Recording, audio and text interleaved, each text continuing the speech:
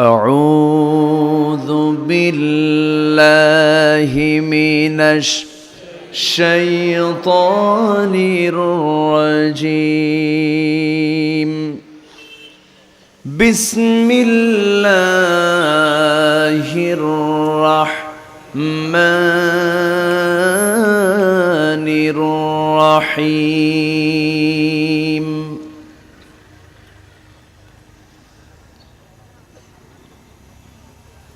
فإذا قضيت الصلاة فانتشروا في الأرض وابتغوا من فضل الله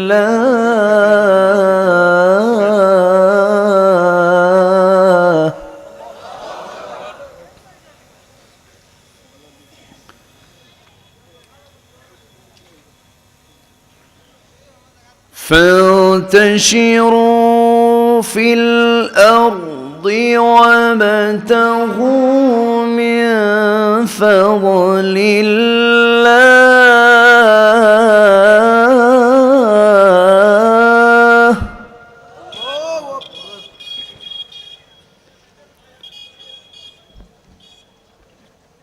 وابتغوا من فضل الله واذكروا الله كثيرا لعلكم تفلحون.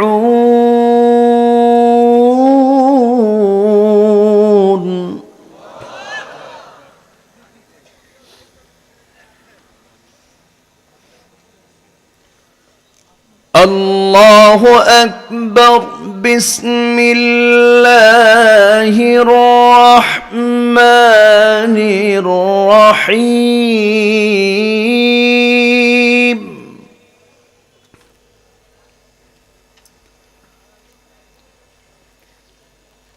إن الله وملائكته يصلون على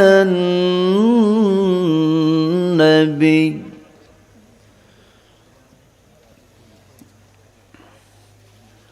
يا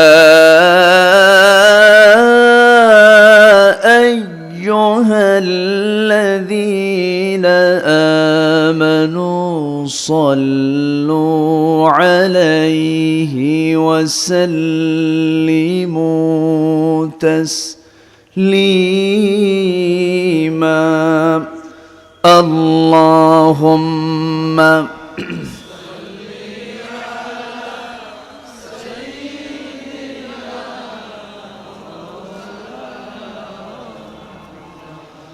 وعلى آل سيدنا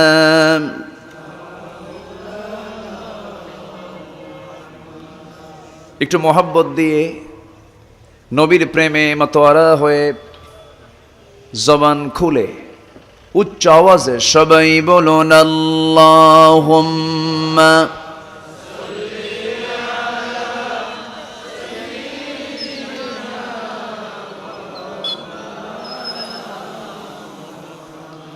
وعلى آل سيدنا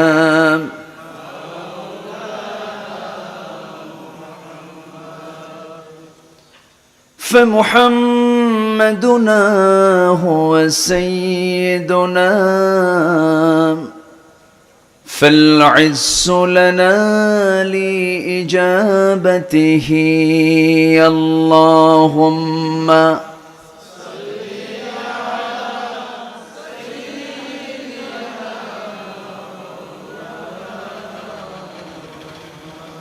وعلى آل سيدنا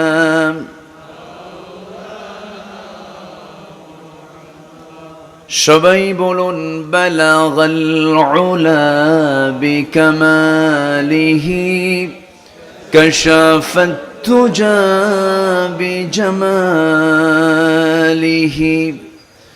حسنت جميع خصاله آله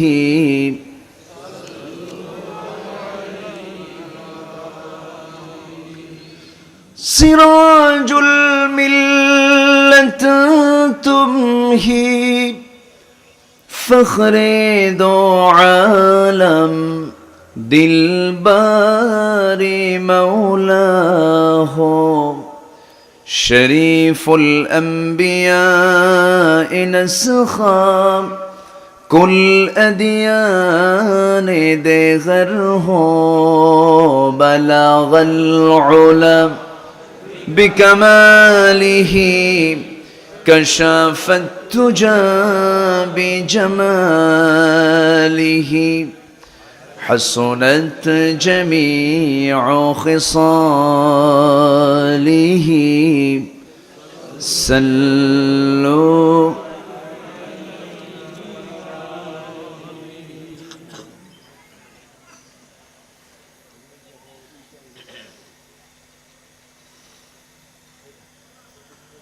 প্রাকৃতিক সৌন্দর্যে ভরপুর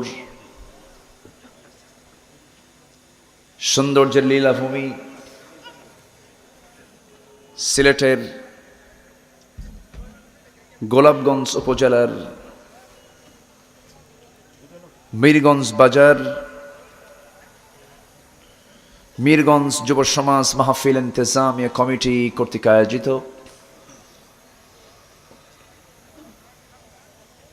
প্রথম বার্ষিকী তাফসীরুল কোরআন মাহফিল 2021।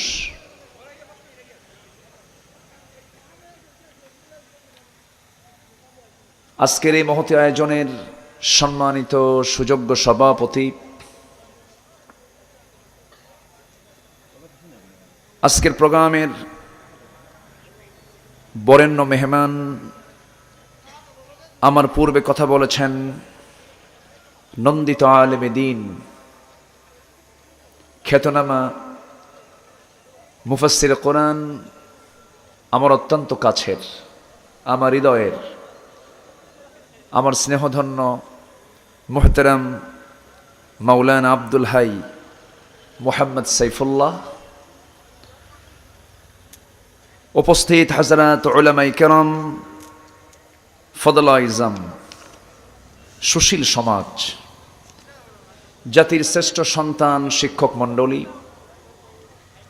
জাতির বিবেক সাংবাদিকবৃন্দ, প্রশাসনের দায়িত্ব নিয়োজিত কর্মকর্তাবৃন্দ, গোয়েন্দা সংস্থার সদস্যবৃন্দ, সামনে উপস্থিত দূরে ও কাছের বিভিন্ন স্থান থেকে ছুটে আসা কালেমার ঝান্ডাবাহী, তাওহীদের পতাকাবাহী, দ্বীন ইসলামের নরশারদুল বীর মুজাহিদ, প্রাণপ্রিয় সম্মানিত দ্বীনি ভাইরা, আড়ালে বসে আছেন শ্রদ্ধেয়া সম্মানিতা সর্বগুণে গুণান্বিতা মা বোনেরা, আলোচনার সূচনায় আনুষ্ঠানিকতার মধ্য দিয়ে আমার পক্ষ থেকে আবারও দিল খোলা সালাম, আসসালামু আলাইকুম ওয়া রাহমাতুল্লাহি তাআলা ওয়া বারাকাতুহু। সালামের জবাব একটু ভিজা ভিজা মনে হচ্ছে, উপরে সামিয়ানা নাই তো ঠান্ডা লেগেছে মনে হয়। আসসালামু আলাইকুম ওয়া রাহমাতুল্লাহি ওয়া বারাকাতুহু।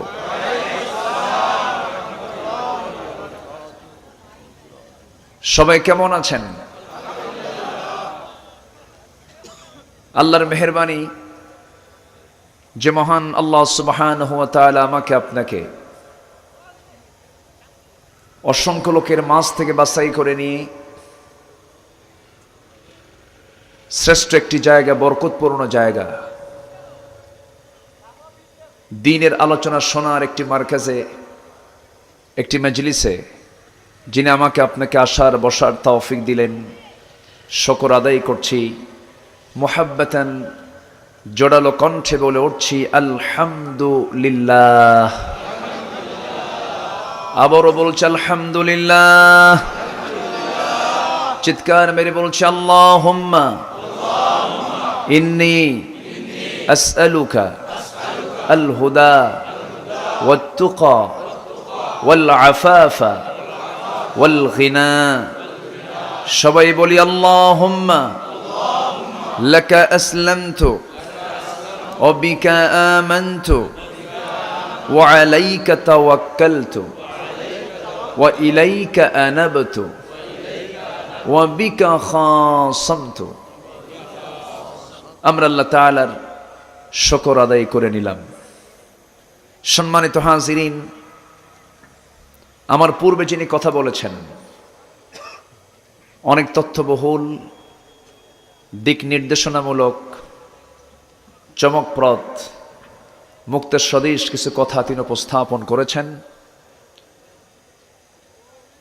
আমি আলোচনার সূচনায় মুকাম্মেলে নিজামে হায়া, পরিপূর্ণ ভারসাম্যপূর্ণ জীবন বিধান আল কোরআন আল কারীমের গুরুত্বপূর্ণ একটি সূরা, একটি দিনের নামে সূরা। 7 দিনের অন্যতম দিন হলো ইয়াউমুল জুমআহ, জুমাবার।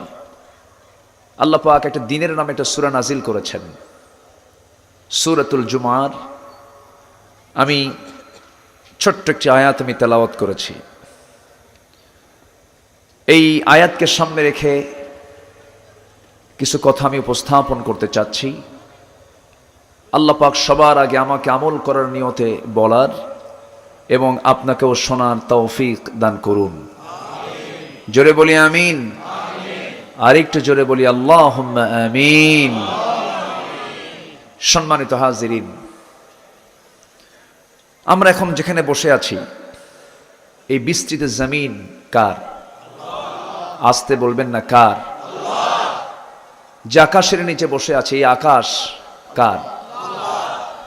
গোটা পৃথিবীতে আকাশ কয়টা? কয়টা আকাশ? একটা আকাশের নিচে, একটা ছাদের নিচে গোটা পৃথিবীর মানুষ। একই ছাদের নিচেই কিন্তু আমরা বসবাস করছি। আদম থেকে শুরু করে নিয়ে কিয়ামত পর্যন্ত যত মানুষ এসেছে এবং আসবে, সকল মানুষের জন্যই আল্লাহ পাক একটি দিন দিয়েছেন। সেই দিনের নাম হলো ইসলাম। সেই দিনের নাম কি? ইসলাম। আমরা এটা মনে করি অনেকে যে ইসলাম ধর্মের প্রবর্তক বুঝি মুহাম্মদ সাল্লাল্লাহু আলাইহি ওয়াসাল্লাম। এটা ভুল কথা। এটা অনেকে বলে বেড়ায়। ইসলাম ধর্ম রাসূল থেকে আসে নাই। যেদিন মানুষ পৃথিবীতে আল্লাহ পাঠিয়েছেন সেদিন থেকে ইসলাম এসেছে। বলি আলহামদুলিল্লাহ। তাহলে সকল নবীর দ্বীনের নাম কি? জোরে বলুন, আরো জোরে বলুন। ইসলাম কারো, কোনো ব্যক্তির? ইসলামটা কার? ইন্নাদ দীনা ইনদাল্লাহিল ইসলাম। ইসলাম কারো না। ইসলাম কোনো ব্যক্তি থেকে আসে নাই। ইসলাম কোনো মস্তিষ্ক প্রসূত কোনো বিধানের নাম নয়। কিন্তু ইসলাম ছাড়া পৃথিবীতে যা কিছু আমরা দেখছি, আমার চোখের সামনে আমরা যে সমস্ত আইন কানুনগুলো দেখছি, সে সমস্ত আইন কানুন এগুলো কি আল্লাহর দেওয়া না মানুষের দেওয়া? বলেন বলেন বলেন। কার দেওয়া? মানুষের তৈরি করা বিধান। তাহলে প্রমাণ হলো পৃথিবীতে 2টি বিধান চালু আছে। নাম্বার 1 বিধান হলো ইসলাম। নাম্বার 1 বিধান কি? ইসলাম। আরেকটা বিধান হলো মানুষের তৈরি করা বিধান। একটা হচ্ছে হিউম্যান ল, মানবীয় আইন। আরেকটা হচ্ছে ল অফ আল্লাহ, আল্লাহর আইন। বান্দার দায়িত্ব কার আইনটাকে মেনে নেওয়া? আসতে বলবেন না, আরো জোরে, আরো জোরে। কিন্তু এই আইন মানতে গেলে, এই আইনকে যদি আপনি সত্যিকারার্থে মানতে যান, তাহলে সেই ইমানদারের জীবনে কিছু ঘাত, প্রতিঘাত, কিছু প্রতিকূলতা, কিছু বাধা বিপত্তি আছে না নাই? আছে। সম্মানিত হাজিরিন,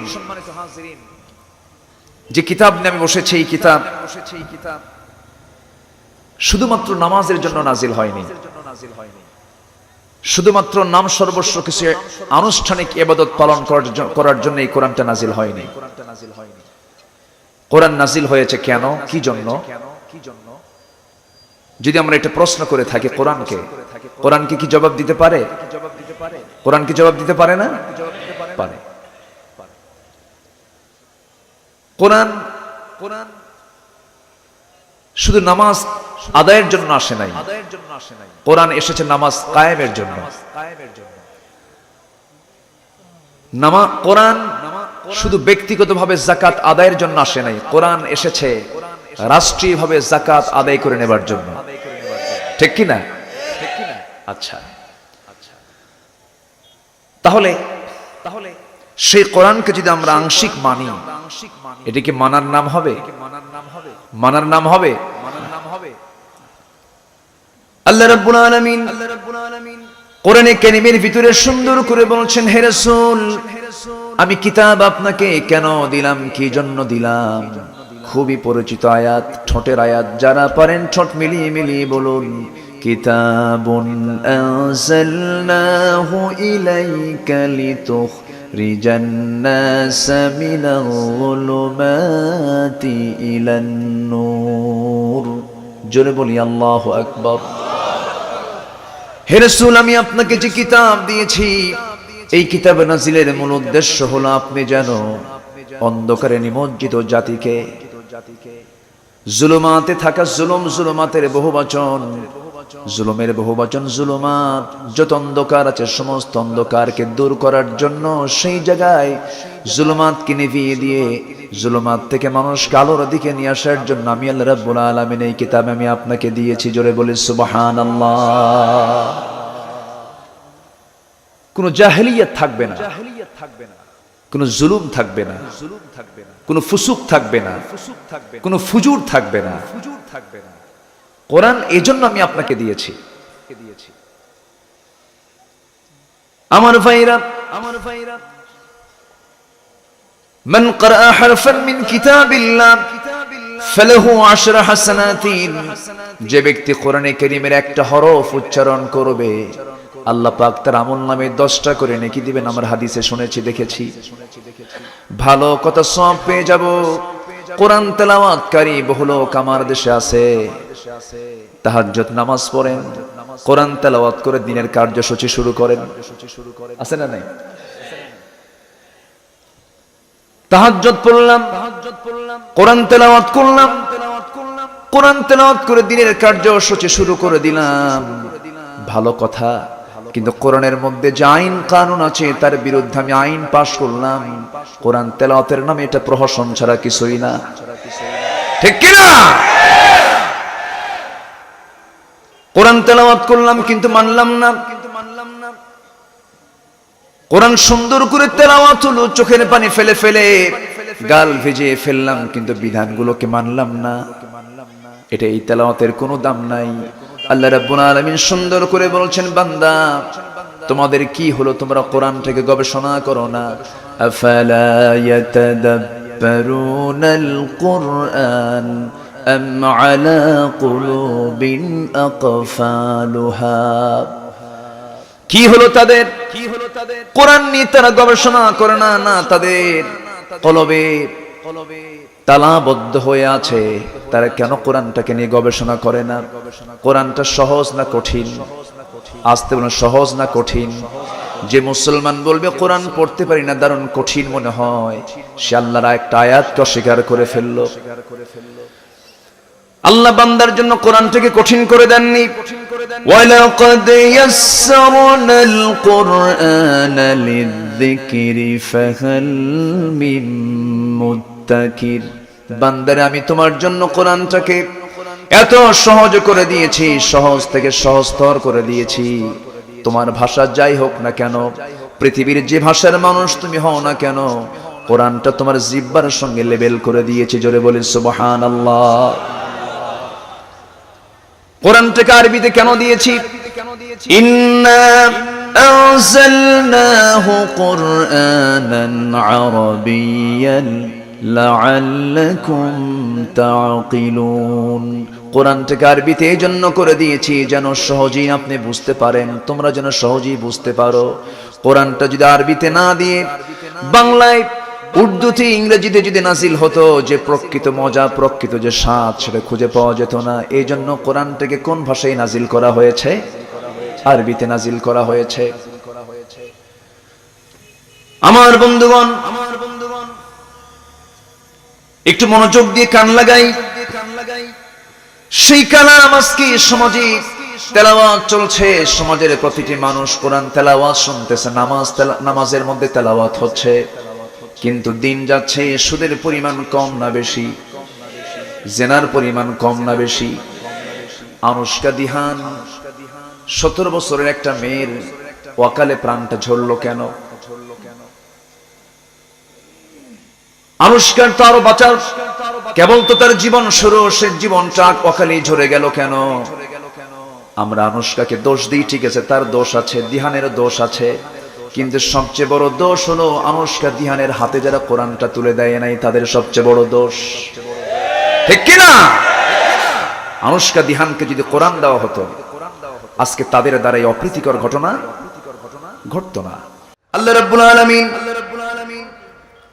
সূরাতুল জুমার শেষ রুকুতে মহান রাব্বুল আলামিন ঈমানদারকে ডাক দিয়ে বলছেন, ইয়া আইয়ুহাল্লাযীনা আমানু ইযা নুদিয়া লিস-সালাতি মিন ইয়াউমিল জুমআহ ফাসআউ ইলা যিকরিল্লাহি ওয়া যারুল বাই' যালিকুম খায়রুল লাকুম ইন কুনতুম তা'লামুন। জোরে বলি আল্লাহু আকবার। ইমানদারেরা, ইমানের যারা দাবি করছো, সেই ইমানদার কি ডাক দিয়ে বলছে, যখন তোমাদেরকে জুমার দিন যখন আহ্বান করা হয়, নামাজের জন্য যখন তোমাদেরকে ডাকা হয়, মুয়াজ্জিন যখন আযান দেয়, সেই সময় তোমরা কি করবে? ফাসাউ ইলা যিকরিল্লাহ, আল্লাহর জিকিরের জন্য তোমরা মসজিদের দিকে রওনা হবে, এবং সমস্ত প্রকার বিজনেস বন্ধ করে দেবে, ক্রয় বিক্রয় বন্ধ করবে। শুধু জুমার দিন না, আজান যখন হয়ে যাবে, আজান যখন ফজরের হয়ে গেল, ফজরের সালাত আদায় করা সুন্নত না ফরজ? আসতে বলবেন না, সুন্নত না ফরজ? এদিকে দিতে বলেন। ফজরের সালাত আদায় করা ফরজ। ফজরের সালাত বান্দার জন্য যত জরুরি, আল্লাহ রাব্বুল আলামিন বলছেন, বান্দা যখন অর্ডার হয়ে যাবে, যখন আযান হয়ে যাবে, হাইয়া আলাস সালাত, হাইয়া আলাল ফালাহ, নামাজের দিকে আসো, কল্যাণের দিকে চলে আসো, এই ডাক যখন পড়ে যাবে, তখন তার জামাতে হাজিরা দিতে হবে। এটা আল্লাহ পাকের অর্ডার। রাসূল বলেছেন, যদি কোনো বাড়ির সদস্যের নামাজ ফরজ হয়ে যায়, পুরুষ মানুষ, প্রাপ্তবয়স্ক মানুষ মসজিদে আসে না, সে মুকিম মানুষ, সে যদি মসজিদে ইচ্ছা করে না আসে, রাসূল শক্ত কথা বলে দিয়েছেন, আমি ওই বাড়িতে আগুন ধরাইয়া দিতাম, আমি আগুন দিয়ে জ্বালাইয়া দিতাম। কিন্তু যদি ওই বাড়িতে নারী এবং শিশু না থাকতো, আমার বন্ধুগণ, নামাজের জন্য মসজিদ দরকার আছে না নাই? আসতে বলবেন না, আছে না নাই? আছে। এই অর্ডার গুলো কি দুনিয়ার কার অর্ডার না আল্লাহর অর্ডার? কার হুকুম? আল্লাহর হুকুম।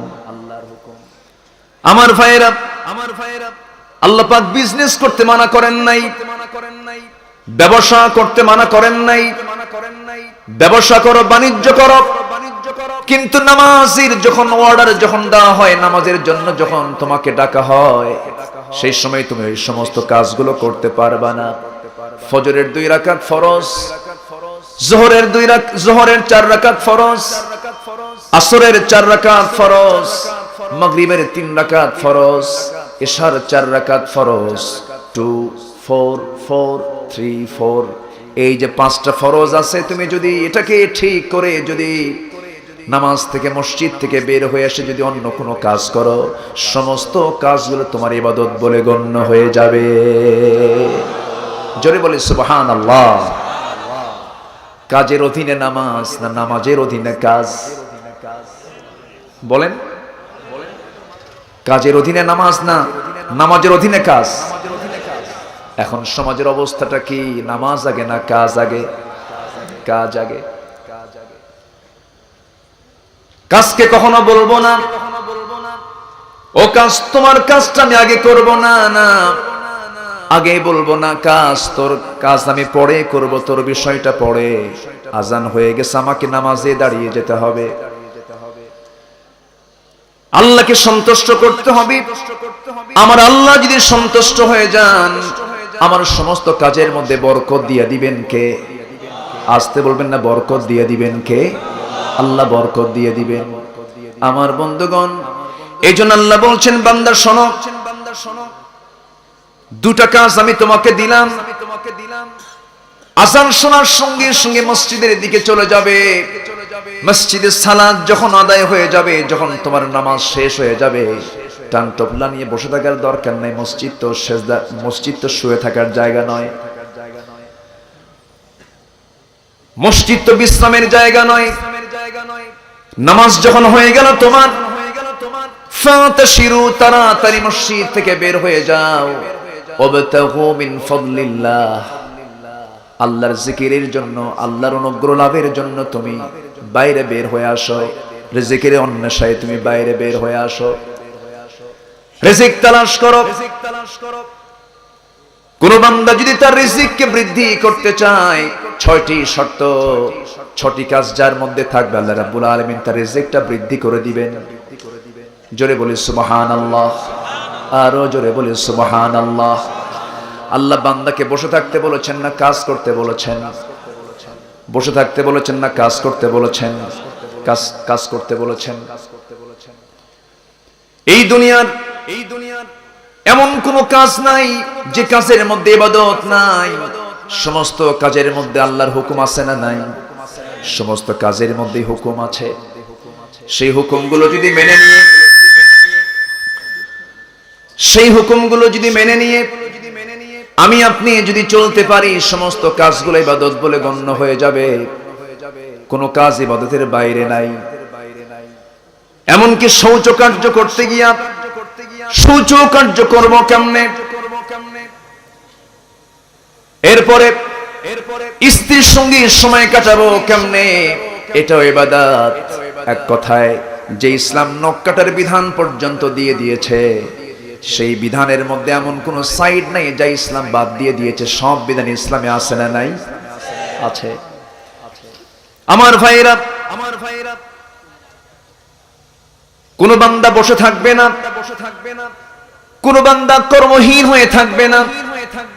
কারণ আল্লাহ পাক কোন দোয়া করতে বলেছেন, সবাই আমার সঙ্গে ঠোঁট মিলিয়ে মিলিয়ে বলুন, রব্বানা আতিনা ফিদ দুনিয়া হাসানাতাও ওয়া ফিল আখিরাতি হাসানাতাও ওয়া কিনা আযাবান নার। আল্লাহ তাআলা, তুমি আমাকে দুনিয়ার হাসানা দিয়ে দাও, আখিরাতের হাসানা দিয়ে দাও, জাহান্নাম থেকে আমাকে বাঁচাও।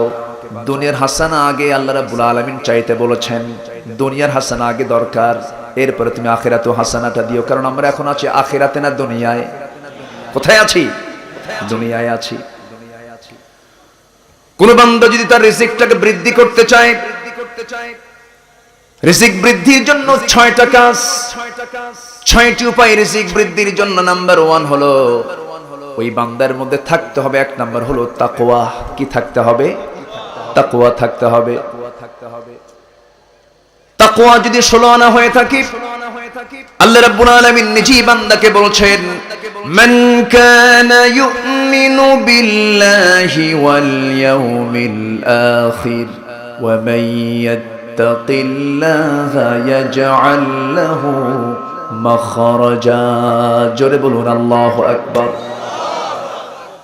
6টি গুণ বান্দার মধ্যে থাকলে আল্লাহ রাব্বুল আলামিন তার রিজিকটা বাড়ায় দিবেন। নাম্বার 2 হলো কি? তাওয়াক্কুল করব কার উপরে? আসতে বলবেন না, কার উপরে? আল্লাহর উপরে।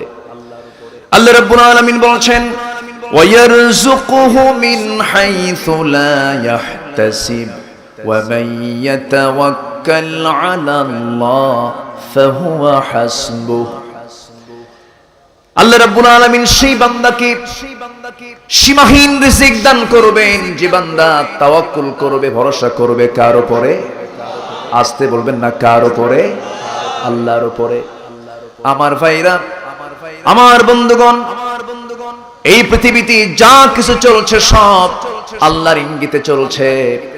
আল্লাহই বান্দাকে খাওয়ান, আল্লাহই বান্দাকে চালান। হয়তো বলবেন হুজুর, আমি যদি বসে থাকি আল্লাহ আমাকে কেমন করে খাওয়াবেন? আমি যখন মার পেটের মধ্যে ছিলাম, সেই মার পেটের মধ্যে 9টি মাস 10টি মাস আমাকে খাইয়ে দিয়েছেন কে? আস্তে বলবেন না, কে? আল্লাহ পাক আমাকে খাইয়ে দিয়েছেন।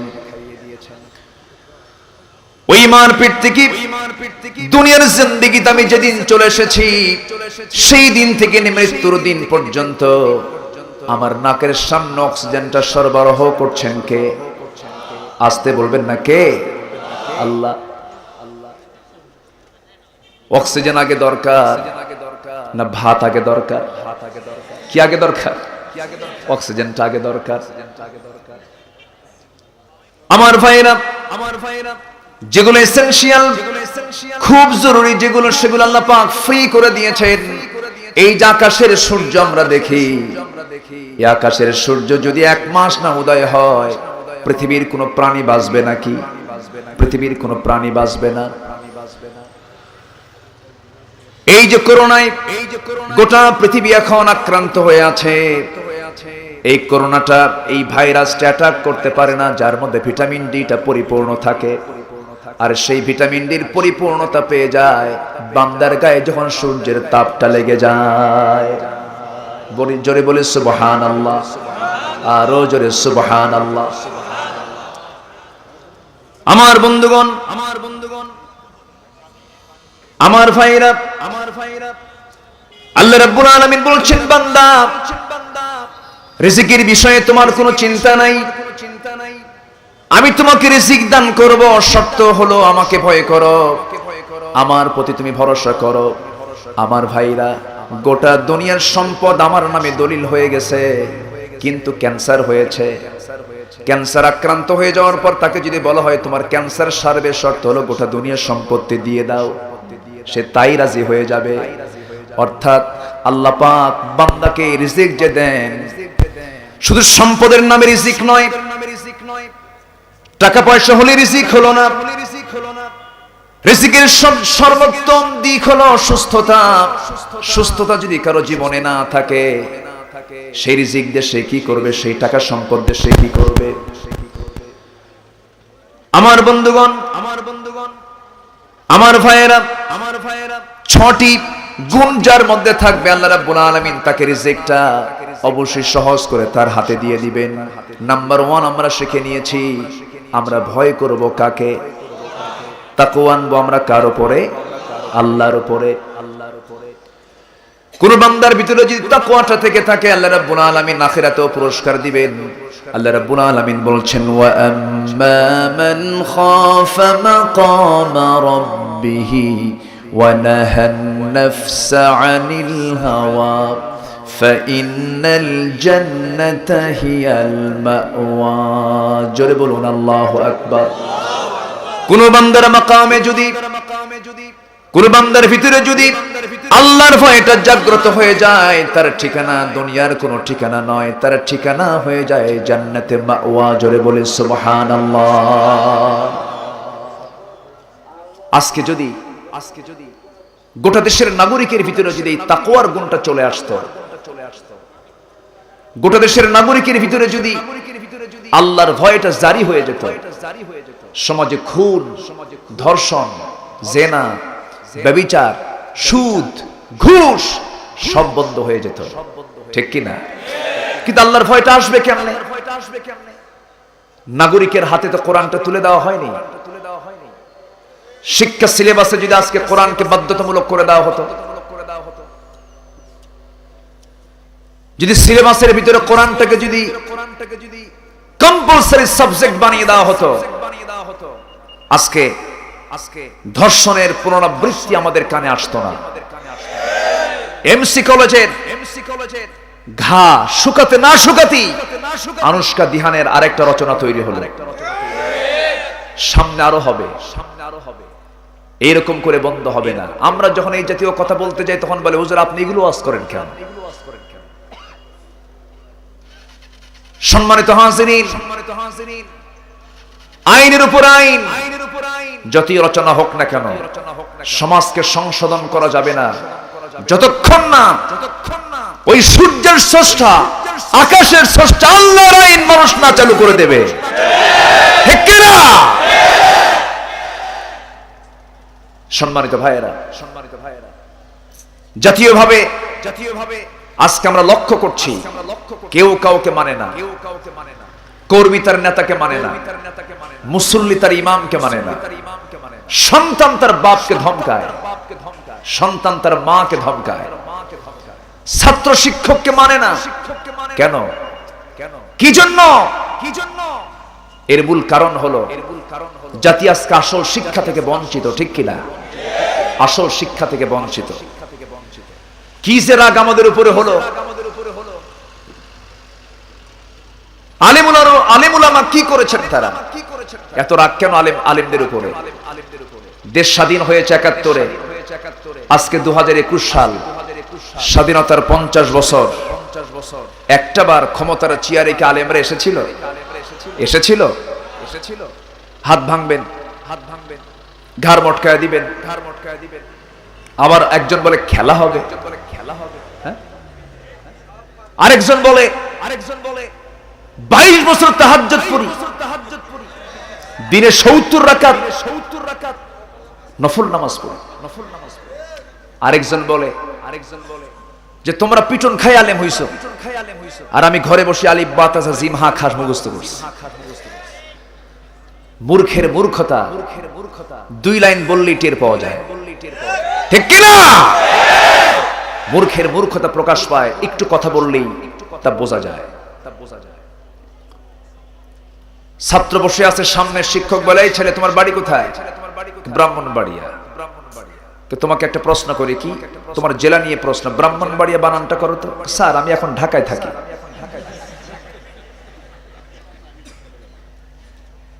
সম্মানিত হাজিরিন, আল্লাহর কসম, আমি কারো বিরুদ্ধে কথা বলতে আসিনি, কিন্তু কোন বেয়াদবি আমরা সহ্য করতে পারবো না।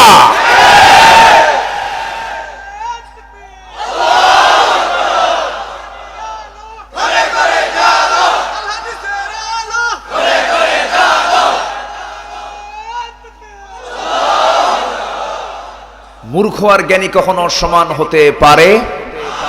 সমান হতে পারে? শিক্ষিত জ্ঞানী আর মূর্খ এক জায়গায় বসে আছে। হঠাৎ করে শিক্ষিত লোক এবং মূর্খ লোক তারা ইশারায় বাহাস শুরু করে দিয়েছে, ইশারায় তাদের তর্ক বিতর্ক চলছে। শিক্ষিত মূর্খের সামনে একটা আঙ্গুল উঁচু করেছেন, মূর্খ সঙ্গে সঙ্গে দুটো আঙ্গুল উঁচু করছে। শিক্ষিত মূর্খের সামনে ৫টা আঙ্গুল উঁচু করেছেন, মূর্খ সঙ্গে সঙ্গে মুষ্টি একখান পাকায় নাকের ডগায় নিয়ে আসছে শিক্ষিত। শিক্ষিত তার ব্যাগ থেকে একটা ডিম বের করে সামনে রাখছে, মূর্খ তার ব্যাগ থেকে একটা পেঁয়াজ বের করে সামনে রাখছে। বলা হলো শিক্ষিতকে তুমি ওর সঙ্গে বাহাস করে বুঝলা কি? বলতেছে বুঝলাম এটাই, আমি আর কত জ্ঞানী, আমার চেয়ে বড় জ্ঞানী ওই লোকটা। কেন? আমি যখন এক নখ উঁচু করেছি তখন আমি বুঝালাম ইলাহ মাত্র এক। যদি কেউ বলে দুই, এটা কখনো হতে পারে না। সে আমার উত্তরকে মজবুত করে দিয়েছে। জ্ঞানীর চিন্তা। আমি যখন ৫টা আঙ্গুল উঁচু করে বুঝিয়ে দিলাম বুনিয়াল ইসলাম আলা খামসিন, ইসলামের বেনা হলো ৫টি। এই 5টা বেনার বাইরে যদি কেউ বলে ৬টি ৭টি, সে আমার নাকের ডগায় মুষ্টি পাকায়া বুঝাইয়া দিল। যদি 5টার বেশি 6টা বলে ঘুষি মেরে তার নাক সোজা করে দেওয়া হবে। কি আমার কথা কি বুঝতেছেন? আচ্ছা, এরপর আমি যখন তার সামনে একটা পেঁয়াজ বের করলাম, ডিম বের করলাম, বুঝালাম পৃথিবী ডিমের মতো গোলাকার, সে আমার সামনে পেঁয়াজ বের করে বুঝায় দিল শুধু পৃথিবী ডিমের মতোই গোলাকার না, আল্লাহ পাক পেঁয়াজের মতো করে 7টি স্তরে স্তরে আল্লাহ পাক আসমান জমিন সৃষ্টি করেছেন। এটা হলো জ্ঞানীর চিন্তা। মূর্খকে বলা হলো, মূর্খ তুমি কি বুঝলা? আমি বুঝলাম এটাই। সে যখন আমার সামনে একটা নখ উঁচু করেছে, ভাবছি সে আমার ঠিক 1 চোখ কানা করে দেবে।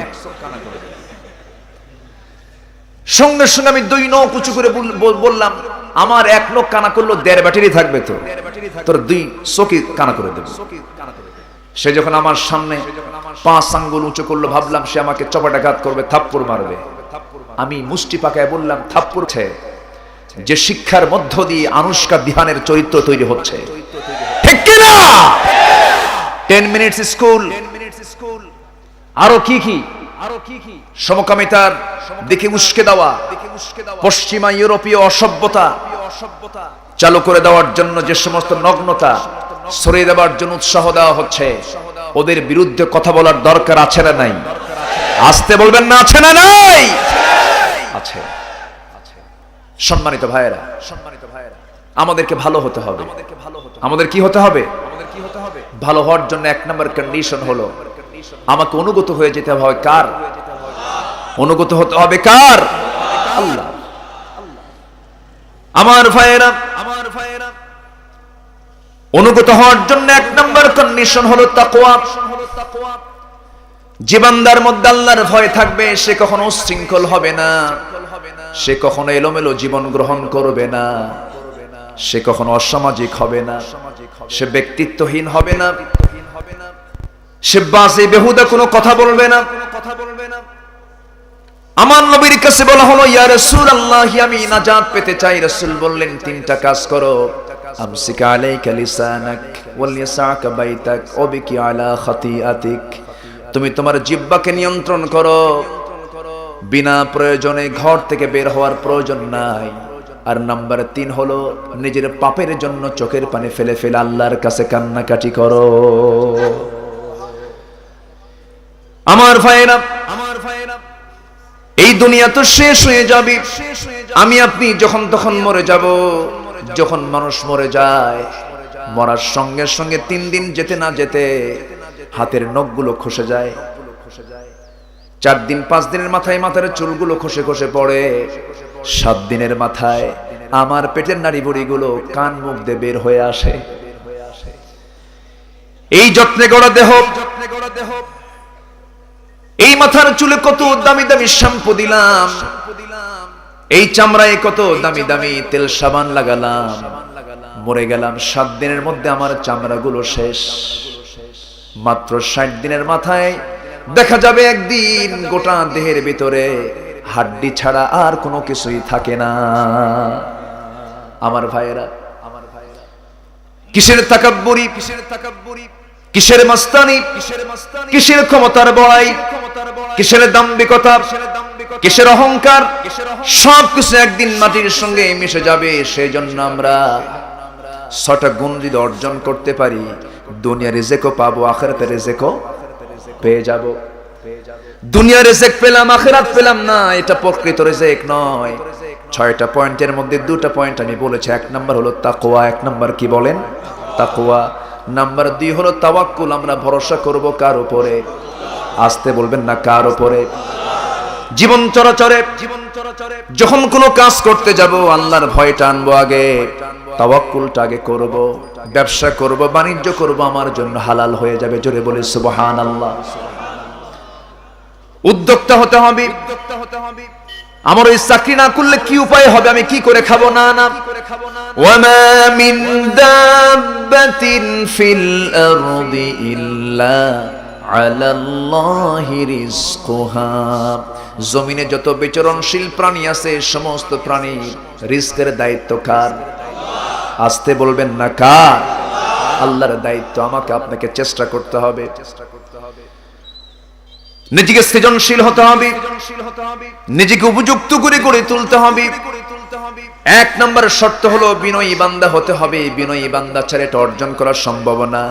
আল্লাহ সুন্দর করে বলছেন, ওয়া ইবাদুর রাহমানিল্লাযীনা ইয়ামশুনা আলাল আরদি হাওনা وإذا خاطبهم الجاهلون قالوا سلاما والذين يبيتون لربهم سجدا وقياما والذين يقولون ربنا اصرف عنا عذاب جهنم إن عذابها كان غراما জোরে বলুন আল্লাহু আকবার।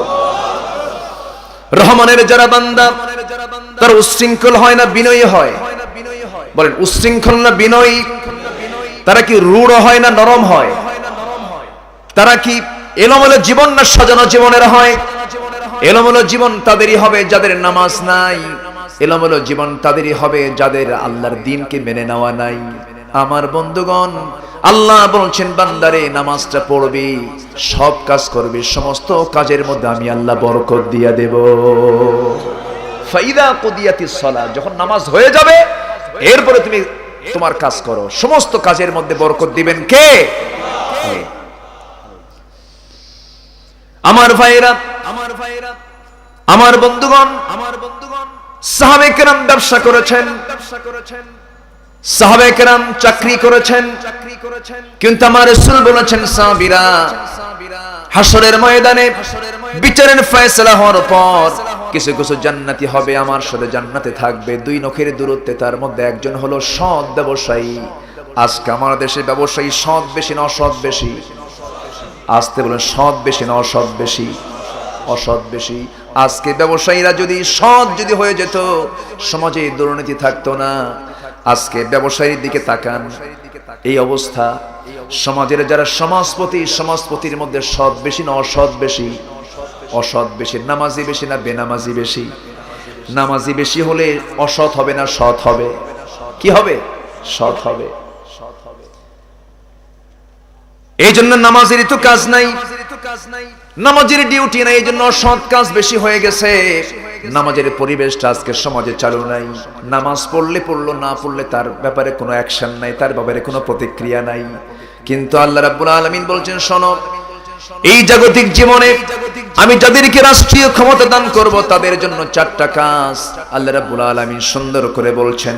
আল্লাযীনা ইম্মাক্কান্নাহুম ফিল আরদি আকামুস সালাহ ওয়া আতাউস যাকাতা ওয়া আমারু বিল মা'রুফি ওয়া নাহাউ আনিল মুনকার ওয়ালিল্লাহি আকিবাতুল উমুর। জোরে বলি আল্লাহু আকবার। দুনিয়ার জিন্দেগিতে আমি যাদেরকে রাষ্ট্রীয় ক্ষমতা দেব, পাওয়ার দেব, তাদের জন্য চারটা দফা আমি আল্লাহ রাব্বুল আলামিন দিয়ে দিলাম। সব ঠিক হয়ে যাবে, সব সুন্দর ঠান্ডা পরিবেশ চলে আসবে, অনুকূল পরিবেশ চলে আসবে, সমাজটা জান্নাতের টুকরা হয়ে যাবে। খুন থাকবে না, জেনা থাকবে না, ব্যভিচার থাকবে না, রাহাজানি থাকবে না, সন্ত্রাসী থাকবে না। চারটা কাজ তারা যদি করতে পারে, নাম্বার 1 হলো নামাজ। সৎ নামাজটা কায়েম করবে, যাকাতটা আদায় করবে, সৎ কাজের আদেশ দেবে, অসৎ কাজের বাধা দেবে। এই চারটি কাজ চালু, সমাজ থেকে সমস্ত অন্যায় দূর হয়ে যাবে। জোরে বলি সুবহানাল্লাহ। কার কথা? কার ফর্মুলা? এটা কার ফর্মুলা? আর আজকে সমাজে ফর্মুলাটা আল্লাহর না বান্দার? কার ফর্মুলা? বান্দার ফর্মুলায় বান্দা কখনো শান্তি পাবে না। ফর্মুলা নিতে হবে কার? কিয়ামত পর্যন্ত ওয়াজ চলুক, কাম হবে না। হাজার হাজার মুসল্লি বেড়ে যাক, তাও সমাজ থেকে সুদ বন্ধ হবে না, জেনা বন্ধ হবে না, যতক্ষণ না সুদের বিধান, সুদের বিরুদ্ধে বিধান না কার্যকর হবে, জেনার বিধান না চালু হবে। আল্লাহ রাব্বুল আলামিন বান্দাকে ডাক দিয়ে বলছেন, বান্দারে আমি তোকে যে সমস্ত হুকুমগুলো করেছি, অন্যতম হুকুম হলো নামাজ শুধু পড়লেই হবে না, নামাজটা কায়েম করতে হবে।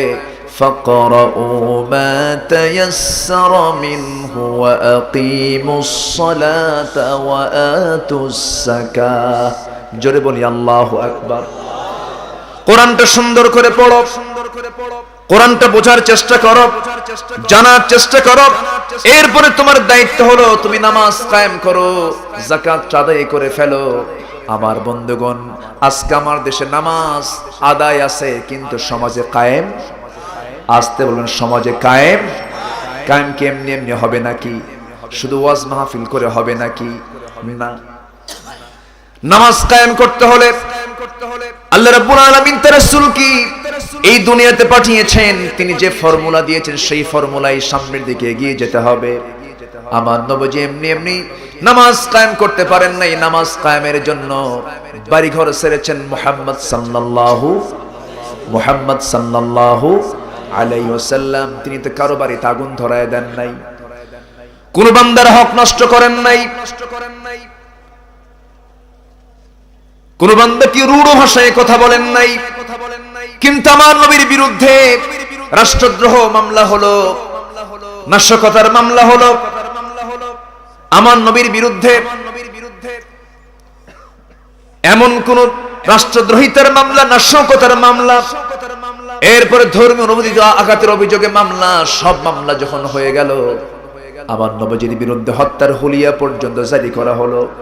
আমার নবী ঘর থেকে বের হতে পারেন না, গৃহবন্দী নজরবন্দি পর্যন্ত করা হলো। নবীর পাশে কেউ নাই, সাহাবে কেরামকে তাদেরকে নজরবন্দি করা হলো।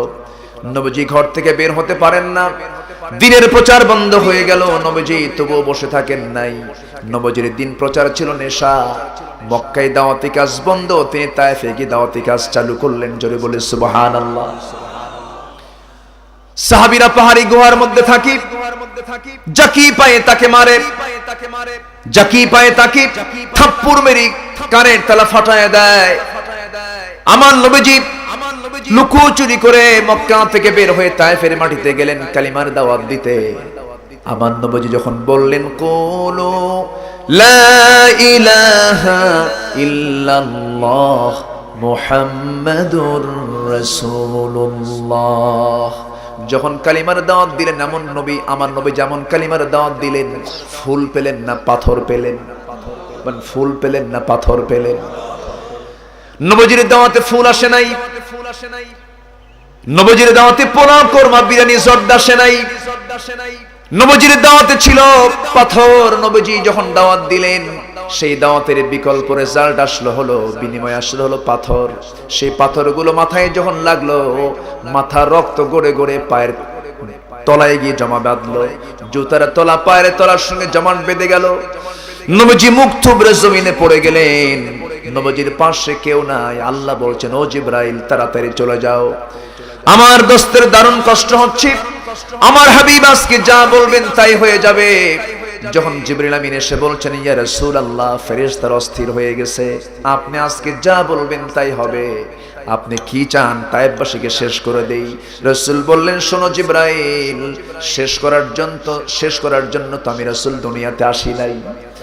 আমার ভাই মুসা বনি ইসরাঈলদের জন্য যে দোয়াটা করেছেন, আমি সেই দোয়া করব না, বরং আমার উম্মত বোঝে না, আমি এদেরকে বিনা শর্তে মাফ করে দিলাম। জোরে বলে সুবহানাল্লাহ। রক্তমাখা দেহ, নবীর পাশে কেউ নাই, জমিতে লুটিয়ে পড়ে আছেন তিনি। আস্তে করে হুঁশটা ফিরল, তিনি দাঁড়ালেন। আহারে নবীজি, বামে তাকান ডানে তাকান, কোন শত্রু আমাকে লক্ষ্য করে নাকি? যখন দেখলেন কেউ নাই, চক্ষু বন্ধ করে দৌড় মারলেন।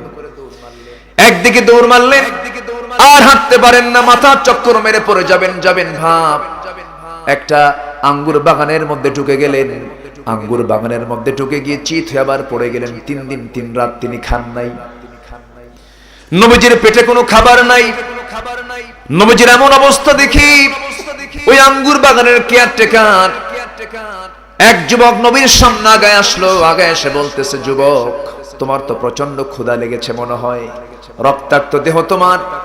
আস্তে করে আঙ্গুর বাগান থেকে একটা আঙ্গুরের ছড়া পেরে নিয়া চিপিয়ে মোটে 1 গ্লাস আঙ্গুরের রসটা নবীর সামনে দিয়ে বলতেছে, ও যুবক, তুমি এটা পান করে নাও, রক্তের শূন্যতা পূরণ হয়ে যাবে। নবীজির হাতে যখন গ্লাসটা দেওয়া হলো, নবীজি বিসমিল্লাহ বললেন, 3 ঢোকে খেয়ে নিলেন। মুস্কি মুস্কি একখান হাসি মেরে যুবকের দিকে তাকায় বলছে, ও যুবক, তোমার নাম তো আদ্দাস, তুমি তো আদ্দাস মনে হয়। সঙ্গে সঙ্গে আদ্দাস মনে মনে চিন্তা করে, কোনোদিন দেখা হলো না, কোনোদিন কথা হলো না, লোকটা আমাকে চিনলো কেমনে, আমার পরিচয় তো সে জানার কথা না। এবার যুবক বলতেছে, আপনি আমার নামটা বললেন কেমনে? আপনি তো আমাকে চিনেন নাই, কোনোদিন দেখেন নাই। রাসূল বললেন, শোনো, তোমার বাড়ি তো নিনুয়া নামক গ্রামে, আমার গ্রামের নামটা আপনি বললেন কেমনে? এবার রাসূল বলছেন, তোমার গ্রামে যে, তোমার গ্রামের নাম যে নিনুয়া, ওই নিনুয়া নামক গ্রামে জন্ম নিয়েছেন হযরত ইউনূস আলাইহিস সালাতু ওয়াস সালাম। এই কথা শোনার সঙ্গে সঙ্গে যুবক বলতেছে, আমার গ্রামে আল্লাহর নবীর জন্ম আপনাকে কে বলে দিল? আমার নবী মুস্কি হাসি মেরে বিনয়ী হয়ে বলছেন, ও যুবক, একজন নবীর কাছে তো আরেকজন নবীর খবর থাকতেই পারে। একটু আস্তে বলি সুবহানাল্লাহ, জোরে বলুন সুবহানাল্লাহ। আলোচনা চালাবো? কষ্ট পাচ্ছেন না তো? কষ্ট পাচ্ছেন না তো? বলি আলহামদুলিল্লাহ, জোরে বলি আলহামদুলিল্লাহ। আমার ভাইরা, আমার নবীজি এবার বলছেন, যুবক, তোমার মনে কি চিন্তা আসতেছে বলো? যুবকের চোখে পানি, সঙ্গে সঙ্গে দৌড় মেরে নবীজির দুইটা পায়ের দিকে দুইটা হাত আগায় দিয়া সেজদা দেবে খ্রিস্টানি কায়দায়। রাসূল বলছেন, না না, শক্ত করে দুই হাত বুকের সঙ্গে, শক্ত করে দুই হাত দিয়ে উঁচু করে ধরে বুকের সঙ্গে বুক লাগায়া দিয়ে বলছে, যুবক, এই মস্তক কোনোদিন কোনো মানুষের হাত সামনে নত করা যাবে না। এই মস্তক একমাত্র, কেবলমাত্র, শুধুমাত্র কার জন্য? আস্তে বলবেন না, কার জন্য? আল্লাহর জন্য। এই মস্তক তুমি কোথাও নত করতে পারবে না। যুবকের বুঝতে দেরি হলো না, যুবক সঙ্গে সঙ্গে বলতেছেন, আপনি যে আখিরি জামানার পয়গম্বর, এতে কোনো সন্দেহ নেই, আমাকে পড়িয়ে দেন। আশহাদু আল্লা ইলাহা ইল্লাল্লাহু ওয়াহদাহু লা শারীকা লাহু ওয়া আশহাদু আন্না মুহাম্মাদান আবদুহু ওয়া রাসূলুহু।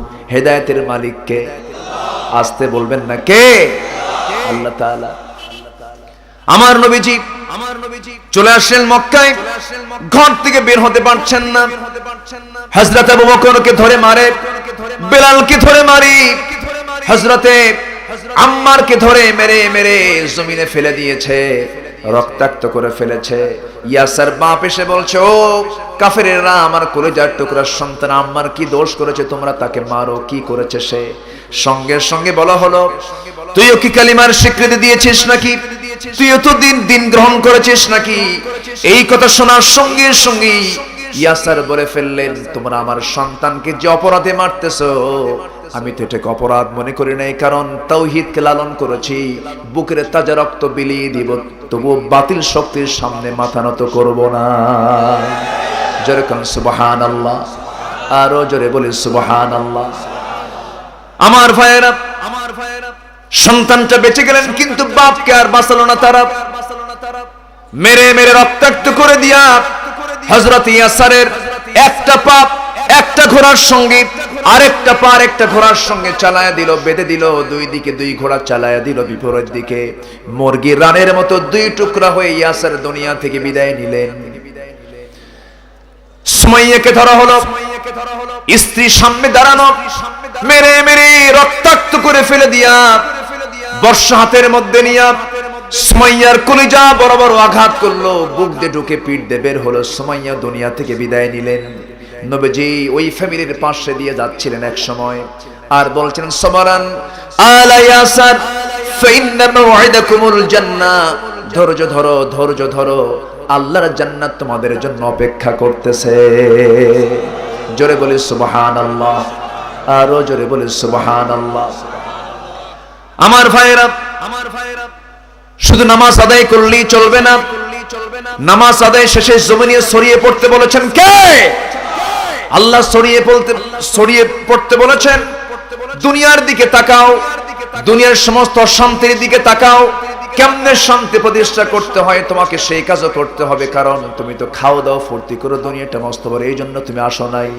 আল্লাহ সুন্দর করে বান্দাকে বোঝাচ্ছেন, ওয়ালতাকুম মিনকুম উম্মাতুন ইয়াদউনা ইলাল খায়র ويأمرون بالمعروف وينهون عن المنكر তোমাদের মধ্যে এমন একটি দল থাকতে হবে যে দলটা মানুষকে সৎ কাজের আদেশ দেবে, অসৎ কাজের বাধা দেবে। কার কথা?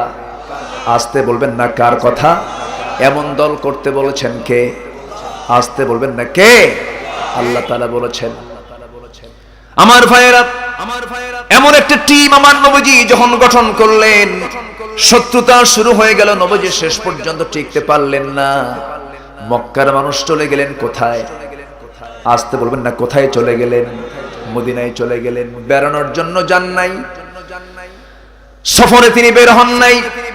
নিজের মাতৃভূমি সবকিছু ছেড়ে দিয়া, মায়া ঘর বাড়ি সবকিছু ছেড়ে দিয়ে, আত্মীয় স্বজনকে ছেড়ে দিয়ে তিনি চলে গেলেন মদিনার পাড়ে, মদিনার পানে চলে গেলেন। সাহাবে কেরাম থাকলেন না। সাহাবে কেরাম বললেন, ইয়া রাসূলুল্লাহ, যে মক্কায় আপনি থাকবেন না সেই মক্কায় আমাদের থাকার দরকার নাই। খেজুরের পাকা বাগান ছেড়ে দিলেন, ব্যবসা বাণিজ্য ছেড়ে দিলেন, সব থুয়ে চলে গেছেন সব মদিনার দিকে। বউ বাচ্চা রেখে চলে গেছেন। একজন সাহাবী আবু সালমা বলছেন, উম্মে সালমা চলো, শুনলাম রাসূল নাকি মক্কায় নাই, চলো আমরা মদিনায় চলে যাই। উম্মে সালমাকে ছোট্ট একটা ছেলে সন্তানকে সাথে নিয়ে যখন রওনা দিবেন, কুরাইশদের মধ্যে একটা গ্রুপ তাদেরকে পরিচয় করে দিল, তাদেরকে ধরে ফেললো। আবু সালমা যখন বউ বাচ্চাকে নিয়ে যাচ্ছিলেন, আবু সালমার শ্বশুর বাড়ির লোকজন তার স্ত্রীকে টেনে হেঁচড়ে ধরে নিয়ে চলে গেল। ছোট্ট ছেলের সন্তানকে তার ভাইরা ধরে নিয়ে চলে গেল। বলা হলো, তুই একাই চলে যা, সন্তানকে দেব না, তোর বউকে আমরা দেব না। মুস্কি হাসি মেরে বলছেন, সন্তান কেন, বউ কেন, বাচ্চা কেন, গোটা দুনিয়ার সবকিছু নিয়ে নাও, কিন্তু আল্লাহর দিন থেকে আমি এক চুল পরিমাণ নড়ব না। জোরে কোন সুবহানাল্লাহ। সন্তান চলে গেল একদিকে, বউকে ধরে নিয়ে গেল, চলে গেল আরেকদিকে। আবু সালমা ছুটে চললেন মদিনার দিকে, দ্বীনের জন্য, কোরআনের জন্য, নবীর জন্য চলে গেলেন। আমার ভাইরা, আবু সালমা উম্মে সালমার মধ্যে দারুণ মহব্বত ছিল। স্বামী স্ত্রীর দাম্পত্যময় জীবন, তারা খুব সুখী ছিল। একদিন আবেগে আপ্লুত হয়ে উম্মে সালমা বলতেছে, আবু সালমা আমার স্বামী, আমি আপনাকে একটা প্রশ্ন করব। কি প্রশ্ন? আপনি আমাকে কেমন ভালোবাসেন? খুব ভালোবাসি। আপনি কেমন আমাকে ভালোবাসেন তার জন্য আরেকটা প্রশ্ন করব। কি জন্য হয় জানি না, কি আগে মরে, তবে আপনার আগে আমি আপনার স্ত্রী যদি দুনিয়া থেকে বিদায় হয়ে যায়, আপনি কি অন্য কোথাও বিয়ে করবেন নাকি? আমার জায়গায় কোনো মহিলাকে আনবেন নাকি? এই জাতীয় প্রশ্ন যখন করা হলো, আবু সালমা মুস্কি হাসি মেরে বলছেন, স্ত্রী হঠাৎ করে এমন প্রশ্ন কেন? কেন আমি একটু জানতে চাই আপনি আমাকে কেমন ভালোবাসেন। এবার আবু সালমা বলছেন, উম্মে সালমা শোনো, তোমার মন যা বলে আমি তাই করব। উম্মে সালমা বলছেন, শোনেন, এমনটা যদি হয়ে যায় আপনার কোনো বিয়ে করতে পারবেন না। মেয়েরা এই ক্ষেত্রে উদার না কৃপণ? বলেন বলেন বলেন। আরে বউয়ের সামনে তো হুরের গল্প করলেও হিংসা করে, ঠিক কিনা? হুরের গল্প করলেও হিংসা করে, এই তো তুমি হুর না পড়ে থাকো, ঠিক কিনা? এটা মেয়েদের নেচার। মেয়েরা এমনই করে। কিন্তু জান্নাতের মধ্যে হুর রেখে দিয়েছেন কে? আসতে বলবেন না কে? সে হুর কি নিবেন না? ওই দেখেন বুড়া চাচাও হ্যাঁ নেবো, ওই যে এরকম করে নিতে হবে। আল্লাহ পাক হুরের তফার জান্নাতের মধ্যে রেখে দিয়েছেন। ওয়াহুরুন আইন কামসালিল লুলুইল মাকনুন লা ইয়ামাসসুহু ইল্লাল মুতাহহারুন। জোরে বলি আল্লাহু আকবার। জান্নাতে তোমার জন্য হুর থাকবে, হুরগুলো পাবে, কিন্তু সেই জান্নাতের হুরগুলো পাওয়ার জন্য আজান শোনার সঙ্গে সঙ্গে মসজিদে যাওয়ার দরকার আছে না নাই? আসতে বলবেন না, আছে না নাই? আজান হয়ে গেল, মসজিদে চলে গেলাম, সেজদা দিলাম, মসজিদ থেকে বের হয়ে আল্লাহর রহমতগুলো খোঁজার দরকার আছে না নাই? আল্লাহর অনুগ্রহগুলো তোমরা খুঁজবা, তাহলে সবকিছুতে আমি আল্লাহ বরকত দিয়ে দেব। আমার বন্ধুগণ, উম্মে সালমার কথা বলছিলাম। উম্মে সালমা বলছেন, আমার স্বামী গো, আপনি কোনো দ্বিতীয় বিবাহ করতে পারবেন না। আবু সালমা বললেন, ওরে উম্মে সালমা, তোমার মন যখন এমনটাই চাচ্ছে, যাও, আমার আগে তোমার যদি মরণ হয়ে যায়, এই জাগতিক জীবনে আমি কোনো স্ত্রী আর গ্রহণ করব না। কিন্তু এটার যদি উল্টা হয়ে যায়, আমি আবু সালমা তোমার তোমার আগেই যদি দুনিয়া থেকে বিদায় হয়ে যায়, তুমি যদি বিধবা হয়ে যাও, আমি তোমার জন্য তোমার মতো আমি দোয়া করব না, আমি তোমার জন্য এমনটা দোয়াই করব, আমার যদি মরণ তোমার আগে হয়ে যায়, আল্লাহ যেন আমার চেয়ে উত্তম স্বামী যেন আল্লাহ তোমাকে জুটাইয়া দেন। আল্লাহর দরবারে স্বামীর দোয়া কবুল হয়ে গেল। আবু সালমার দোয়াটা কবুল হয়ে গেছে। আবু সালমা মক্কা থেকে চলে গেছেন মদিনায়, একাকী জীবনে আছেন, বউ নাই, বাচ্চা নাই। আহারে, সাহাবে কেরাম এত কষ্ট করে মক্কা যখন ছেড়ে যান, বড় বড় ধনী ধনী সাহাবী আমার নবীর সামনে না খেয়ে থাকে। মক্কায় যাদের বড় বড় ব্যবসা, মক্কায় যাদের বড় বড় কারবার, সেই সাহাবীরা নবীর সামনে না খেয়ে থাকে, একাকী একাকী বসে আছে, বউ নাই, বাচ্চা নাই। এমন একজন সাহাবী ছিলেন আব্দুর রহমান ইবনে আউফ, 80 বছরের একজন সাহাবী, নবীর সামনে আস্তে করে বসে আছেন। রাসূল বলছেন, আব্দুর রহমান, তোমাকে দেখে আমি চোখের পানি আটকাতে পারছি না, তোমার মনে হয় দারুণ কষ্ট হচ্ছে, তোমার কি কোনো কষ্ট হচ্ছে নাকি? তুমি কি জানো ওরে আব্দুর রহমান ইবনে আউফ, তোমার মক্কার বিশাল বড় বাড়িটা আবু জেহেল দখল করে নিয়েছে। তিনি মুস্কি হাসি মেরে বলছেন, ইয়া রাসূলুল্লাহি, আবু জেহেল দখল করেছে আমার বাড়ি, আর আমি দখল করেছি জান্নাতের বাড়ি। যেরকম সুবহানাল্লাহ। আবু জেহেল দখল করেছে আমার মক্কার সমস্ত ব্যবসাগুলো, আর আমি দখল করেছি, হে রাসূল, আমি আপনাকে দখল করে বসে আছি। যেরকম সুবহানাল্লাহ। আমার ভাইরা, নবীজি দারুণ খুশি হলেন। নবীজি বললেন, সাহাবী, ওরে আব্দুর রহমান, তোমার তো কষ্ট হচ্ছে, দেখি তো তোমার জন্য কি করা যায়। একজন আনসার সাহাবীকে ডাক দিয়ে বললেন, ও আনসার সাহাবী, শোনো, একটা কাজ করতে হবে। কি? আমার এই মুহাজির সাহাবীর জন্য তুমি একটা কিছু করো, তুমি তো ধনী মানুষ। ওই আনসার সাহাবী করলেন কি? আব্দুর রহমান ইবনে আউফকে সঙ্গে করে নিয়ে খেজুরের বড় 2টা বাগান দেখিয়ে দিয়ে বললেন, ও আমার ভাই, যে খেজুরের বাগান তোমার পছন্দ হবে, সেই খেজুর বাগানটা আমি তোমারে দিয়ে দেব, যাও। যেরকম সুবহানাল্লাহ। আব্দুর রহমান বলেন, আর কি দেবে বলো? এবার বলা হলো, তোমার তো স্ত্রী পরিবার পরিজন এই জায়গায় নাই, এই মদিনার কোন মেয়ের বাবা তোমার সঙ্গে তার মেয়েকে বিয়ে দেবে না। তুমি তো যৌবন, তোমার তো যৌবন আছে, তুমি তো যুবক মানুষ, বিয়ে তো করার দরকার। আল্লাহ আমাকে 2টা স্ত্রী দান করেছেন, যে কোনো একটা স্ত্রী তালাক দেব, তুমি তাকে বিয়ে করে নিবা। যখন আল্লাহু আকবার। কি তাদের উদারতা ছিল, কি ভ্রাতৃত্ব তাদের মধ্যে কাজ করেছে।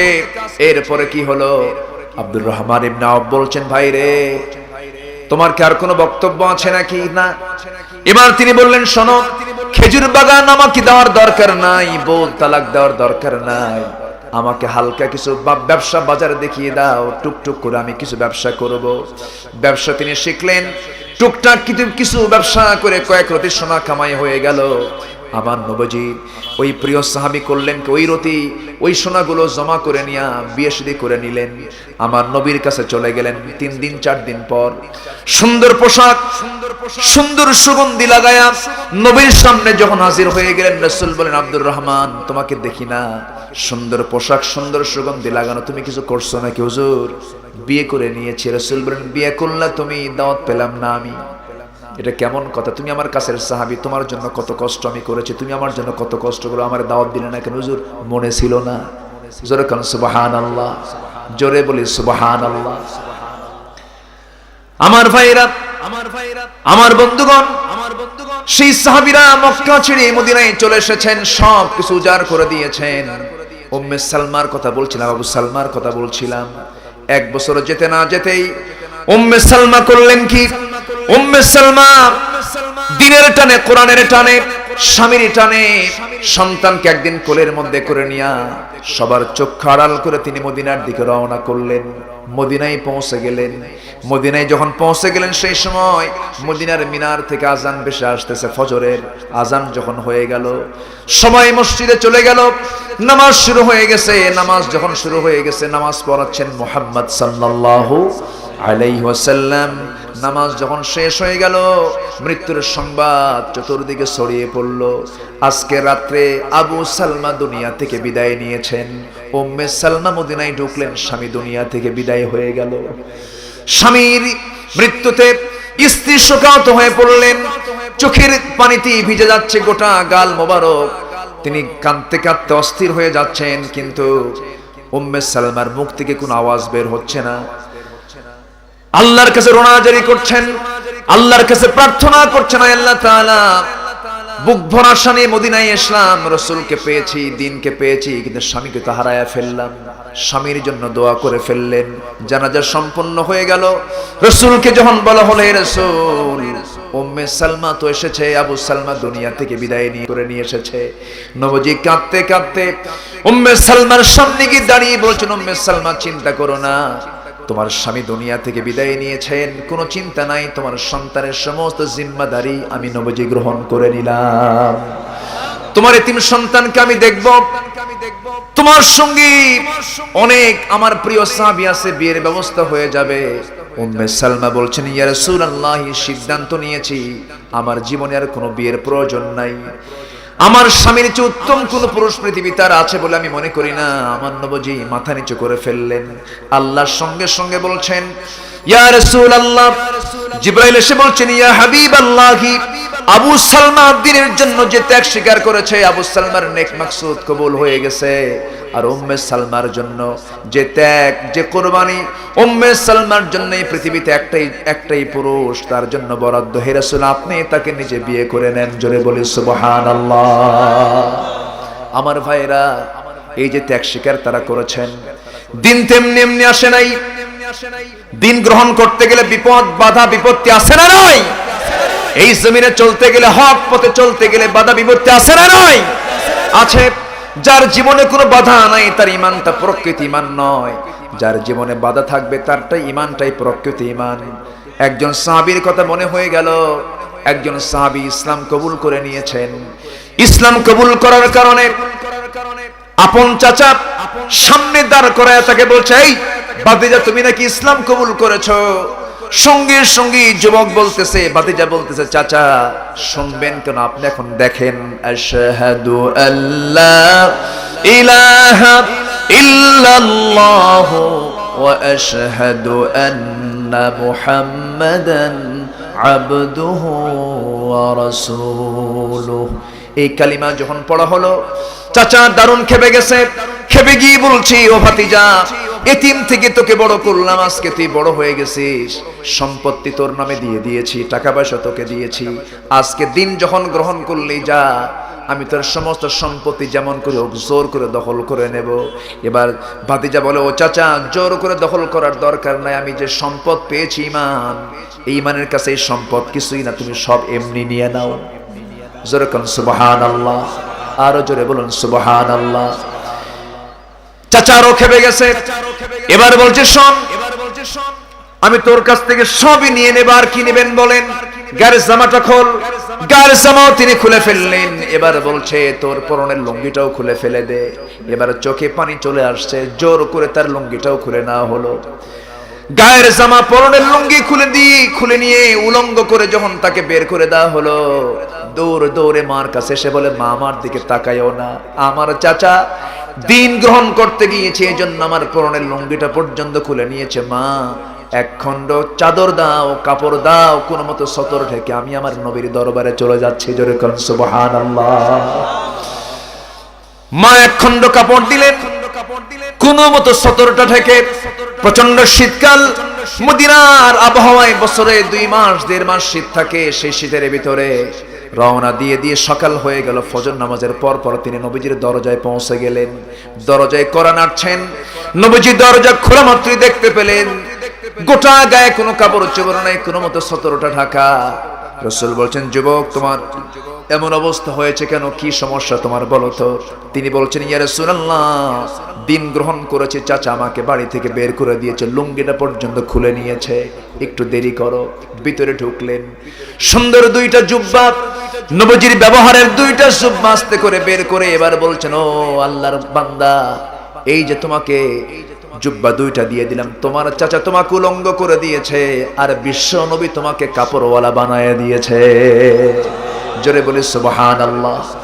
আমার ভাইরা, আমার বন্ধুগণ, ত্যাগ স্বীকার ছাড়া ইসলাম মানা যাবে না। নির্যাতন নিপীড়ন সহ্য যে বান্দা করতে পারবে না, যে বান্দা বলে আমার জীবনে কোনো শত্রু নাই, ও সবচেয়ে বড় মুনাফিক। ঠিক কি না? বিশ্বের সেরা মানুষ মুহাম্মদ সাল্লাল্লাহু, তাকে 20 পর্যন্ত খাওয়ানো হয়েছে, ঘর থেকে বের করে দেওয়া হয়েছে, তীর মারা হয়েছে, দাঁত ভেঙে দেওয়া হয়েছে, লোহা বিদ্ধ হয়েছে কপালে, গালে লোহা বিদ্ধ হয়েছে। আপনি বলছেন আমার কোনো শত্রু নাই, তুমি ফুরফুরা মুনাফিক, ঠিক কি না? তুমি ফুরফুরা মুনাফিক, নির্ভেজাল মুনাফিক তুমি। আমার বন্ধুগণ, নবীজি বলছেন, যুবক তোমার নামটি কি বলো তো? আমার নাম হচ্ছে আব্দুল উজ্জা। রাসূল বলছেন, কুফরি নাম, শিরকের নাম, এটা উজ্জার বান্দা হতে পারে না, তুমি হলে আব্দুল্লাহ। জোরে করেন সুবহানাল্লাহ। রাসূলের নাম দেওয়া মাত্রই তিনি খুশি হয়ে গেলেন। এবার রাসূল বলছেন, শোনো আমি তোমার জন্য দোয়া করে দিচ্ছি, আল্লাহ যেন তোমার জানমাল যেন আল্লাহ পাক কাফেরদের জন্য হারাম করে দেন। এই কথা শোনা মাত্রই তার মনটা ফ্যাকাশে হয়ে গেল, চেহারা ফ্যাকাশে হয়ে গেল। তিনি বলছেন, ইয়া রাসূলুল্লাহি, আপনি আমার জন্য এমনটা দোয়া করলেন কেন? আমি তেমনটা দোয়া কামনা করি নাই। আমার মন চাচ্ছে, আমার হৃদয়ের একটাই প্রশান্তি, সেটা হলো আমার কাছে, আল্লাহর কাছে আমার একটাই চাওয়া প্রত্যাশা, আমার যখন মরণ হয়ে যাবে আমি যেন শহীদে মরণটা নিতে পারি, কাফেররা যেন আমার নাক কেটে ফেলে, কান কেটে ফেলে, আমি যেন শহীদ হয়ে আল্লাহর জান্নাতে যেতে পারি। কিন্তু আপনি তো আমার জন্য উল্টা দোয়া করলেন। রাসূল বলছেন, শোনো আব্দুল্লাহ, আমি তোমার জন্য কোনো উল্টা দোয়া করে নাই, তবে তোমার যদি শাহাদাতের তামান্না থাকে, ওয়া ইম্মা তাআলা ফিরাশিহি, বিছনায় মরলে আল্লাহ পাক শহীদের দরজা দিয়ে দিবেন। কোন এক যুদ্ধে আমার নবীজি রওনা করলেন, যুদ্ধ শেষে ফেরত আসতেছেন মদিনার দিকে। ওই যুদ্ধে ওই আব্দুল্লাহ অংশগ্রহণ করেছিলেন। ওই সাহাবী যুদ্ধে অংশগ্রহণ করে যুদ্ধ থেকে যখন ফিরে আসবেন, ফিরে আসার সময় হঠাৎ করে আমার নবীর কানে সংবাদ গেল, আব্দুল্লাহ অসুস্থ হয়ে দুনিয়া থেকে বিদায় নিয়েছেন। রাসূল সঙ্গে সঙ্গে ইন্না লিল্লাহ বলে ফেলে বলছেন, সাহাবীরা, আমার প্রিয় সাহাবী আব্দুল্লাহ দুনিয়া থেকে বিদায় হয়ে গেছে, আব্দুল্লাহর জানাজার দায়িত্ব কাউকে দেব না, আমি রাসূল নিজেই তার জানাজার দায়িত্ব গ্রহণ করে নিলাম। এই কথা যখন বলা হলো, জানাজার আয়োজন হয়ে গেল। নবীজি তার কথা মতো সবার সামনে দাঁড়ালেন। জানাজা সম্পূর্ণ হয়ে যাওয়ার পর আমার নবীজি বললেন, সাহাবীরা, আমার প্রিয় সাহাবী আব্দুল্লাহর জন্য তোমরা কোথায় কবর খনন করেছো? কুজুরমুখ জায়গায় আমাকে নিয়ে যাও। আমার নবীজি পায়ে হেঁটে হেঁটে কবর পর্যন্ত চলে গেলেন। এবার বলছেন, সাহাবীরা শোনো, ওই কবরে আব্দুল্লাহর লাশ নামানোর জন্য কেউ নামবে না, আমি রাসূল নিজে আজকে আব্দুল্লাহর লাশটা কবরে রেখে দেব। হে আব্দুল্লাহ যখন কোরআন তেলাওয়াত করতেন, চিৎকার মেরে মেরে কোরআন তেলাওয়াত করতেন, সাহাবে কেরামের ডিস্টার্ব হতো। সাহাবীরা বলতেন, ইয়া রাসূলুল্লাহ, আব্দুল্লাহর তেলাওয়াত এত চিৎকার মেরে করে, আমাদের ডিস্টার্ব হয়। রাসূল বলতেন, ও সাহাবীরা, আমার আব্দুল্লাহর তেলাওয়াত যত জোরে পড়ুক না কেন তোমরা ডিস্টার্ব মনে করো না, কারণ আব্দুল্লাহর দিন গ্রহণ করতে দারুণ কষ্ট করতে হয়েছে। সবকিছু ছেড়ে দিয়া, সবকিছু উজাড় করে দিনটাকে সে গ্রহণ করে নিয়েছে। সে আব্দুল্লাহর কবরে আমার নবীজি নামলেন। নামার পর বলছেন, আবু বকর আমার ডানে নামো, ওমর আমার বামে নামো।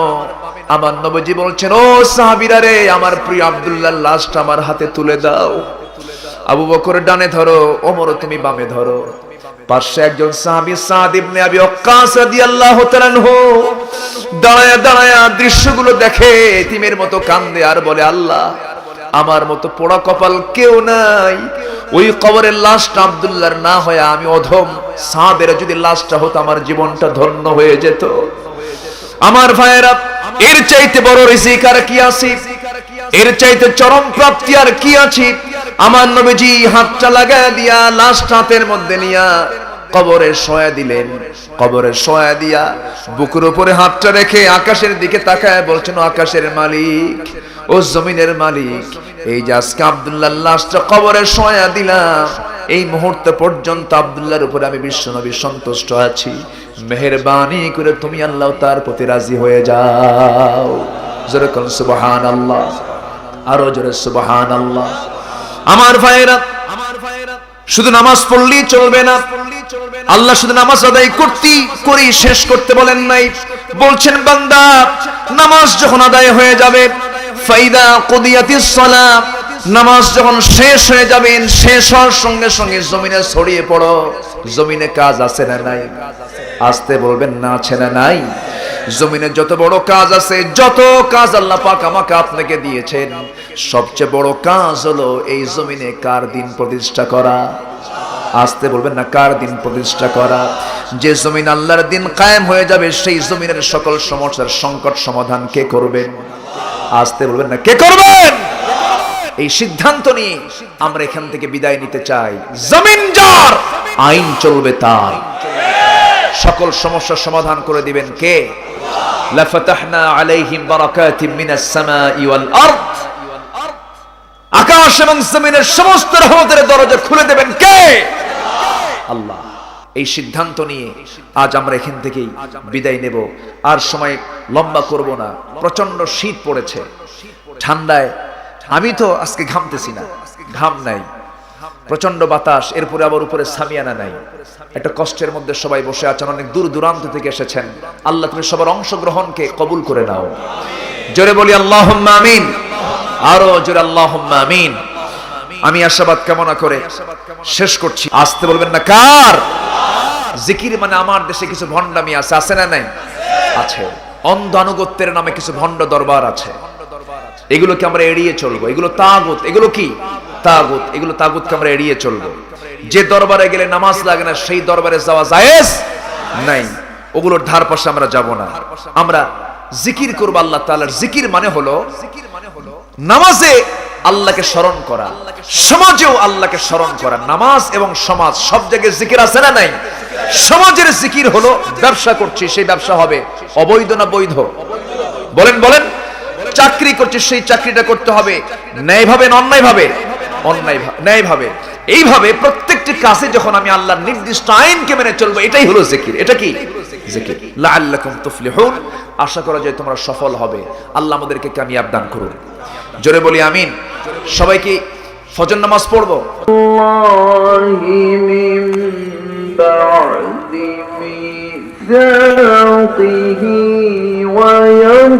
ويقطعون ما أمر الله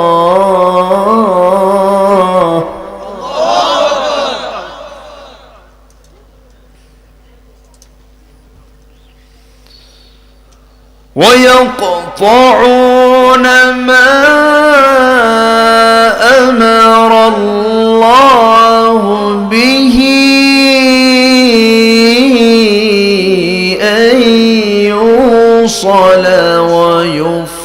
ويفسدون في الأرض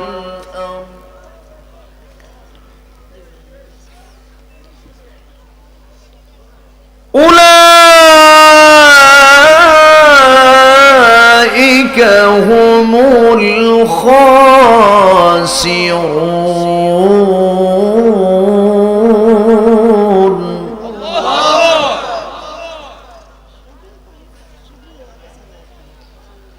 كيف تكفرون بالله وكنتم أمواتا فأحياكم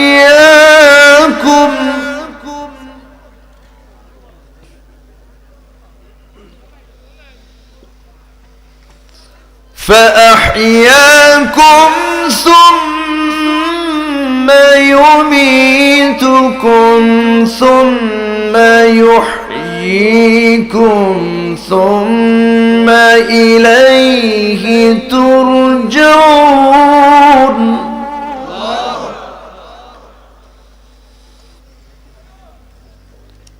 هو الذي خلق